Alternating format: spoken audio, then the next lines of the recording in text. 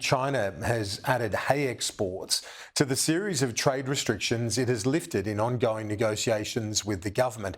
The move, an encouraging sign that Australia's delegations are making some headway in improving China relations while also walking the diplomatic tightrope to counter its influence in the Indo-Pacific. I spoke to the Trade Minister Don Farrell a short time ago. I started by asking him about the significance of the latest breakthrough in trade and China lifting restrictions on hay exports. Look, it's many multiples of millions of dollars of trade that we had lost and we have now regained. It's one of those products that we can very quickly ramp up, and there's a lot of untapped demand for our hay in China, and I'm very confident you'll see deliveries going back into China very, very quickly. But it's not the end of the story. As you know, we've still got some significant products that we haven't yet managed to get back into China. Wine, lobster, a little bit of meat. And so I'm still persevering and persisting with our colleagues in China to get those trade impediments removed and get back to a stable trading relationship with China. And on hay, you said very quickly, what sort of time frame are we talking about? Because as I understand it, there were still a couple of steps in terms of the logistics around getting those exports back up and running. Look, I think they're all eminently solvable. The important thing was all of those companies which had previously lost their licence to sell their hay into China have now got those licences back. There may be a couple of steps along the way, but I'm very confident, and speaking with the industry as I have been over the last couple of weeks, I'm very confident we'll get our hay supplies back into China, and it's getting that done. That will leave us with just a couple of products then to get back in. Some big ones, of course, wine in particular, but also lobster. We want to get those products back into China as well. Well, there has been a lot of speculation around wine that you mentioned, and in fact that there might even be those impediments removed within the month. Is that your expectation? Well, I don't predict these things, Kieran, to be honest with you. I just work away. I've obviously worked hard to establish a good, stable, sensible working relationship with my equivalent, Wang Wentao. I'm hoping to meet him again soon in the next few weeks. And I'd like to see, as I know Prime Minister Albanese does, all of these trade impediments removed and get that relationship with China back onto a stable, sensible footing into the future. You said you'll be meeting him in a few weeks. Will that be another visit by you to China? We're working through all of those things at the moment, Karen, but I think every opportunity that I get to meet my Chinese counterpart is an opportunity to raise these issues, to continue pressing the case for Australian businesses, and that's what I intend to do whenever it is that I meet my Chinese counterpart. There was a comment which was interesting a few weeks ago on the 21st of September. This was by a spokesperson for the Ministry of Commerce in China, saying that they're willing to meet Australia halfway and promote a compromise package where they would lift the wine sanctions if Australia lifts its action on the dumping of Chinese steel. Are you willing to compromise? Look, we see those two issues as separate issues.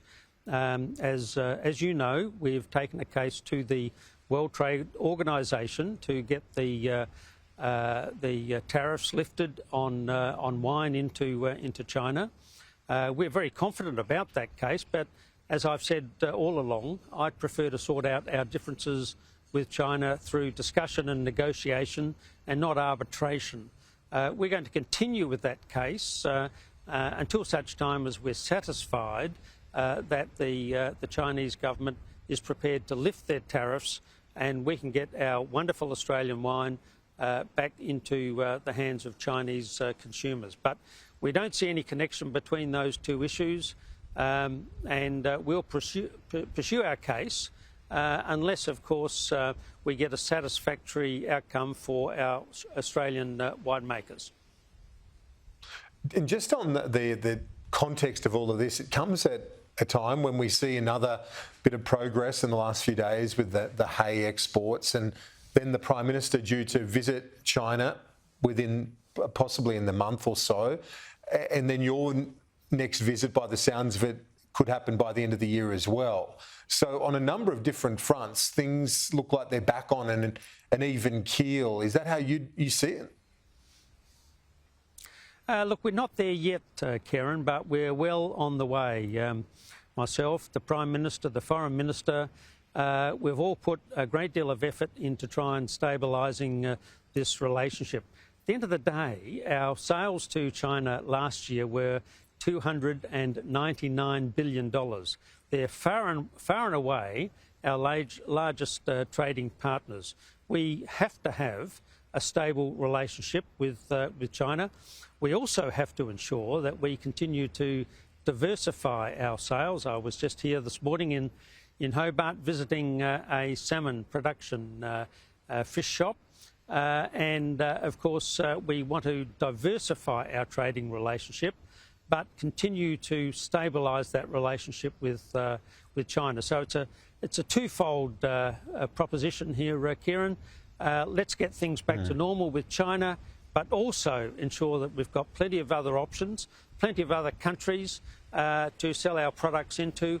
We've got a strategy for improving our sales into Southeast Asia. We continue to do that, and we'll work as hard as we can to diversify our trading relationships. And on that issue, salmon is now the most valuable, apparently the most valuable seafood production sector at a value of over $1.3 billion. So a significant industry. They're apparently interested in that Southeast Asia focus. Is this diversification just in case the China relationship goes off the rails at some point in the future? Is that sort of your working premise? No, I'm hopeful that once we stabilise our relationship with China, we can continue to grow that market.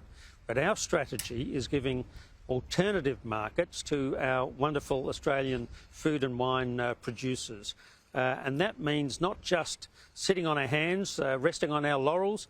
That means getting out there with boots on the ground, creating new markets for our products. As you know, this year we've managed to implement new free trade agreements with India and the United Kingdom. They're going very, very successfully. The United Kingdom, our sales are up over 200% since the start of the agreement. And of course, the big one is the European Free Trade Agreement, and we're still intent on trying to reach an agreement with the Europeans. And you had a call recently, as I understand it, a teleconference with your European counterpart.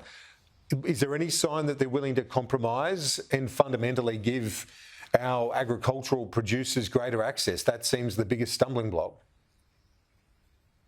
You're right there, Kieran. That is the biggest stumbling block at the moment. I'm continuing to work away with the Europeans. I'm hopeful that with a bit of goodwill on both sides, that we can reach agreement. These negotiations have been 5 years in the making.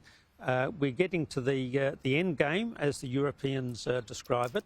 If we don't get an agreement in the next couple of months, then we're unlikely to get another chance to have a negotiation for a couple of years. So I'm going into the next set of negotiations with a positive state of mind. I want to get an agreement. I know the Prime Minister wants to get an agreement, but it won't be an agreement at any price. The Europeans have to understand that in order for us to sign a free trade agreement with the Europeans, we need greater access to their markets for our wonderful agricultural products. And so you're optimistic. Was there anything out of that conversation with your European counterpart that helped foster that optimism? I didn't say I was optimistic, Kieran. I go into it with a positive frame of mind, but Minister Dom, Minister, look, you've got to be like that in these negotiations. These are tough negotiations with the Europeans. They're not going to make it easy for us, so we have to ensure that we put our best foot forward. And I'm working with Murray Watt, our Agriculture Minister, very hard to make sure that they understand just how important agricultural access is to our Australian farmers. But I do want an agreement. I know the Europeans want an agreement.